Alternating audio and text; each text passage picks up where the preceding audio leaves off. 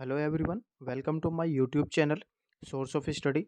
आज की क्लास में हम बात करने वाले हैं एक बहुत ही इंपॉर्टेंट टॉपिक के बारे में, जिसका नाम है ग्रीन हाइड्रोजन मिशन, जिसको हाल ही में अभी यूनियन कैबिनेट ने अप्रूवल दिया है।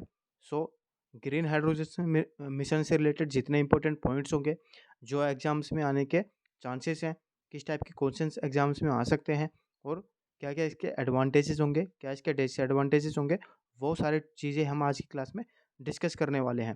सो आप लोगों से मेरी रिक्वेस्ट है कि आप लोग मेरे साथ वीडियो के एंड तक बने रहें, ताकि आपको ये टॉपिक अच्छे से समझ में आए और एग्जाम्स में अगर इस टॉपिक से रिलेटेड कोई भी क्वेश्चन आता है तो आप उसको अच्छे से टैकल कर पाएँ। सो चलिए आज की वीडियो को स्टार्ट करते हैं। So the union cabinet approved national green hydrogen mission. Union cabinet ने हाल ही में ही नेशनल ग्रीन हाइड्रोजन मिशन को अप्रूवल दिया है। So the first point is the total initial outlay of the green hydrogen mission is rupees 19,744 crore. इसका जो total outlay रखा गया है ग्रीन हाइड्रोजन मिशन का, वो 19,744 करोड़ रखा गया है। फिर इसको अलग अलग कैटेगरीज में जो है डिवाइड किया गया है, जो अलग अलग पर्पज़ के लिए यूज किया जाएगा वो हम आगे पॉइंट्स में डिस्कस करेंगे। Second point is it aims at making India a global hub to produce utilise and export green hydrogen and its derivatives. अभी रिसेंटली ही जो ये लॉन्च किया गया है ग्रीन हाइड्रोजन मिशन, इसका मकसद जो है वो ये है कि इंडिया को ग्लोबल हब बनाया जाए प्रोडक्शन में, यानी कि ग्रीन हाइड्रोजन की प्रोडक्शन में, उसके यूटिलाइजेशन में और उसके एक्सपोर्ट के लिए।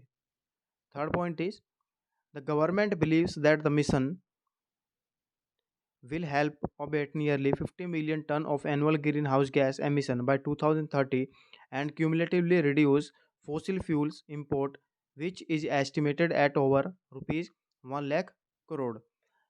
गवर्नमेंट का ऐसा मानना है कि ग्रीन हाइड्रोजन मिशन के आने के बाद 2030 तक जो ग्रीन हाउस गैस का एमिशन है वो कम से कम 50 मिलियन टन के आसपास कम हो जाएगा। और अगर बात करें फॉसिल फ्यूल इंपोर्ट की, जो कि एस्टिमेट अगर लगाया जाए उसका 1 लाख करोड़ के आसपास का है। अगर जो उसका इंपोर्ट होता है, फॉसिल फ्यूल का जो इंपोर्ट होता है, उसका जो एस्टिमेशन है वो 1 लाख करोड़ के आसपास का है। उसमें भी रिडक्शन आ जाएगी, उसमें भी कमी आ जाएगी, यानी कि ज़्यादा फॉसिल फ्यूल इंपोर्ट नहीं करना पड़ेगा अगर ग्रीन हाइड्रोजन को पास कर दिया गया यूज करने के लिए, उसकी प्रोडक्शन में इंक्रीज लाई गई, यानी कि बढ़ोतरी लाई गई अगर। Next point is the mission states that India will develop green hydrogen production capacity of at least 5 million ton per annum with an associated renewable energy capacity addition of about 125 gigawatts in the country by 2030। Green hydrogen की production जो होगी वो per annum कम से कम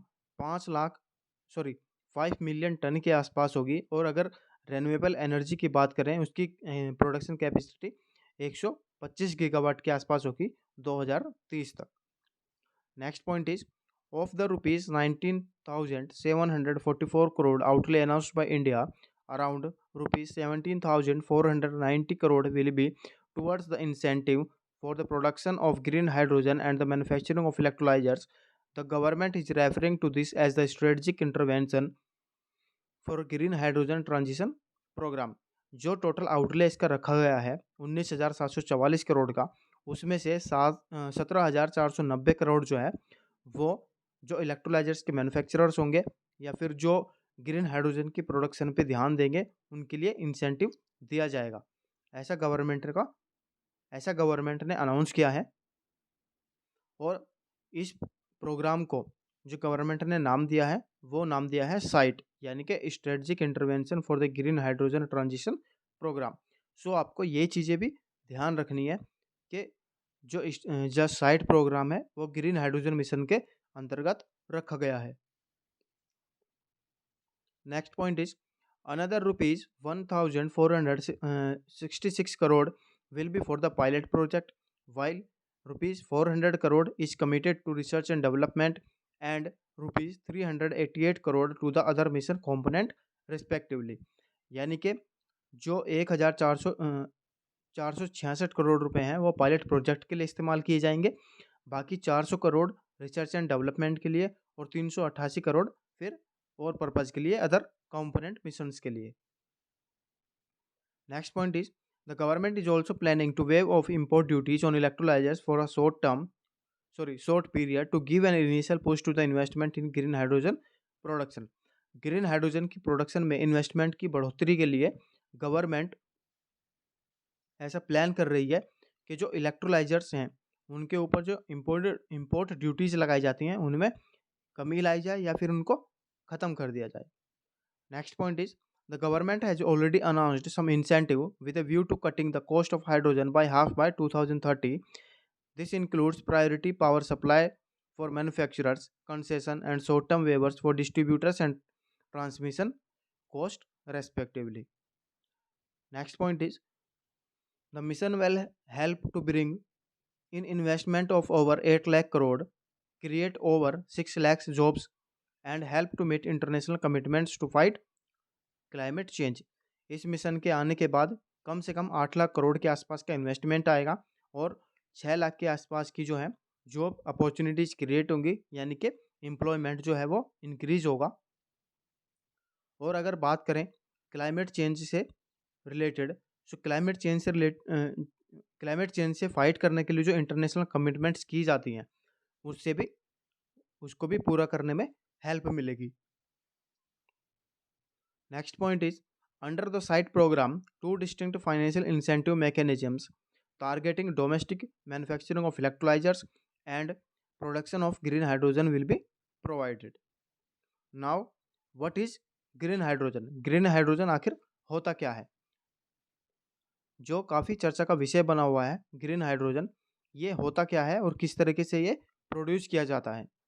When electric current is passed through water, जब पानी के through electric current को पास किया जाता है, it splits into elemental oxygen and hydrogen through electrolysis. ये इलेक्ट्रोलाइसिस के थ्रू फिर ऑक्सीजन और हाइड्रोजन में स्प्लिट हो जाता है, यानी कि बट जाता है। And if the electricity used for this process comes from the renewable source like wind और solar, then the hydrogen thus produce is referred to as the green hydrogen. और इस प्रोसेस के लिए जो इलेक्ट्रिसिटी यूज की जाती है वो अगर रिन्यूएबल सोर्स से आ रही है, जैसे कि हवा और जो सोलर है यानी कि सूर्य की, अगर वो इलेक्ट्रिसिटी सोलर एनर्जी या फिर विंड एनर्जी के थ्रू आ रही है, विंड एनर्जी से आ रही है, सो वो फिर ग्रीन हाइड्रोजन कहा जाएगा। यहाँ पे जो कलर्स होते हैं वो हाइड्रोजन की प्रोडक्शन में सोर्स ऑफ इलेक्ट्रिसिटी होता है, यानी कि इलेक्ट्रिसिटी कौन सी इस्तेमाल की जा रही है उसको इंडिकेट करते हैं। जैसे कि हम इस वाले पैराग्राफ में देखेंगे, colors attached to the hydrogen indicate the source of electricity used to drive the hydrogen molecule। For instance, if coal is used, it is referred to as brown hydrogen। Grey hydrogen is produced from the natural gas। यहाँ पे देखें, अगर कोयले से जो hydrogen produce की गई है वो ब्राउन हाइड्रोजन कही जाएगी, और जो नेचुरल गैस के थ्रू प्रोड्यूस की गई है वो ग्रे हाइड्रोजन कही जाएगी। While the blue hydrogen is produced from the fossil fuels source where the ensuing carbon emitted is captured via carbon capture process। Green hydrogen currently accounts for less than 1% of the global hydrogen production due to it being expensive to produce। यानी कि अगर global hydrogen की बात की जाए production की, सो वो 1% से भी कम है, क्योंकि ये इसको प्रोड्यूस करना थोड़ा सा एक्सपेंसिव होता है। Why green hydrogen? Green hydrogen ही क्यों? Hydrogen is a great source of energy because of its high energy content per unit of weight, which is why it is used as a rocket fuel. Green hydrogen in particular is one of the cleanest source of energy with close to zero emission. Green hydrogen जो है वो cleanest source of energy है और ये किसी भी तरह का पोल्यूशन क्रिएट नहीं करता। जैसे कि और अगर हम कोल की बात करें या फिर ऑयल कंबसन की बात करें, उनकी वजह से पोल्यूशन काफ़ी ज़्यादा इंक्रीज हो जाता है। सो हाइड्रोजन के जलने से किसी भी तरह का पोल्यूशन क्रिएट नहीं होता और वो बिल्कुल जीरो पे, यानी कि पोल्यूशन जो है वो बिल्कुल जीरो लेवल पे रहता है। It can be used in fossil fuel cells for cars और in energy guzzling industries like fertilizers and steel manufacturing. जो स्टील मैन्युफैक्चरिंग इंडस्ट्रीज होती हैं या जो फर्टिलाइजर इंडस्ट्रीज होती हैं उसमें भी जो है ग्रीन हाइड्रोजन को ज़्यादा से ज़्यादा इस्तेमाल किया जा सकता है. Countries across the world are working on building green hydrogen capacity as it can ensure energy security and also help in cutting carbon emission. Green hydrogen is a clean energy source that only emits water vapor and leave no residue in the air. Green hydrogen जो है सिर्फ water vapour को emit करती है और बाकी किसी भी तरह का ये कण हवा में नहीं रहने देती. अनलाइक कोल एंड ऑयल, जैसे कि कोयला या फिर तेल की वजह से होता है. Hydrogen has long standing relationship with industry. This gas has been used to fuel cars, airships and spaceships since the beginning of the 19th century. Now, advantages of the green hydrogen.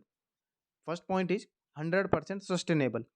Green hydrogen जो होती है वो 100% sustainable होती है. कैसे?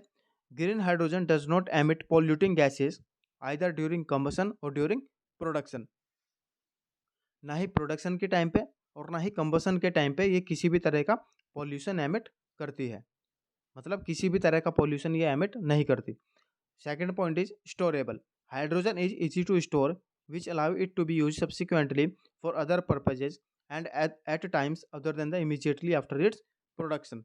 इसको store करना काफ़ी ईजी होता है. अगर प्रोडक्शन के टाइम पे मान लो हाइड्रोजन जो है वो भारी मात्रा में प्रोड्यूस कर लिया गया है और उतना यूज नहीं किया गया, सो उसको ईजिली स्टोर करके रखा जा सकता है. फिर बाद में जो है अदर पर्पजेज के लिए इस्तेमाल किया जा सकता है. Third point is versatile.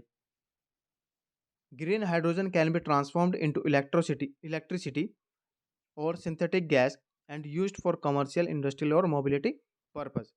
Green hydrogen को ट्रांसफॉर्म किया जा सकता है इलेक्ट्रिसिटी में या फिर सिंथेटिक गैसेज में और फिर उसको इस्तेमाल किया जा सकता है कमर्शियल पर्पज़ के लिए या फिर इंडस्ट्रियल या फिर मोबिलिटी पर्पज़ के लिए. Now disadvantages of the green hydrogen. Green hydrogen की क्या क्या डिसएडवांटेजेस हैं? High cost. Energy from renewable source which are key to generating green hydrogen through electrolysis is more expensive to generate, which in turn makes hydrogen more expensive to obtain. जैसे कि हमने ऊपर points में भी देखा था कि इसको प्रोड्यूस करना थोड़ा सा कॉस्टली होता है. High energy consumption. Second point, the production of hydrogen is in general and green hydrogen in particular require more energy than other fuels. अगर और फ्यूल्स के मुकाबले में इसकी बात करें सो इसका जो एनर्जी कंजम्पशन होता है वो काफ़ी हाई लेवल पे होता है. Safety issue. Third point, hydrogen is highly volatile and flammable element and extensive safety measures are therefore required to prevent leakage and explosion. Safety issue की अगर बात करें तो हाइड्रोजन जो है वो फ्लेमेबल गैस होती है और आगों को काफ़ी ज़्यादा जल्दी से पकड़ती है. इसलिए ही इसके लीकेज को और इसके एक्सप्लोजन को प्रिवेंट करना होगा ताकि फिर सेफ्टी के साथ किसी भी तरह का कोई कॉम्प्रोमाइज़ ना हो. सो ये इसके डिसएडवांटेजेस पॉइंट थे. ऊपर हमने इसके एडवांटेजेस देखे. सो ये सारे पॉइंट्स आपको एग्जाम्स के पॉइंट ऑफ व्यू से याद रखने होंगे और आप इनको नोट डाउन भी कर सकते हैं ताकि आपको रिवीजन करने के टाइम पे आसानी रहे. सो आप लोगों से मेरी रिक्वेस्ट है कि आज की वीडियो में जो भी हमने पॉइंट्स डिस्कस किए हैं इनको प्लीज़ नोट डाउन करें और इनको टाइम पे आप रिवीजन देते रहें. सो चलिए आज की क्लास को यहीं ख़त्म करते हैं. आप लोगों से मेरी रिक्वेस्ट है कि आप लोग मेरे चैनल को सब्सक्राइब करें, वीडियो को लाइक करें और वीडियो को ज़्यादा से ज़्यादा शेयर करें. Thank you so much for joining the class.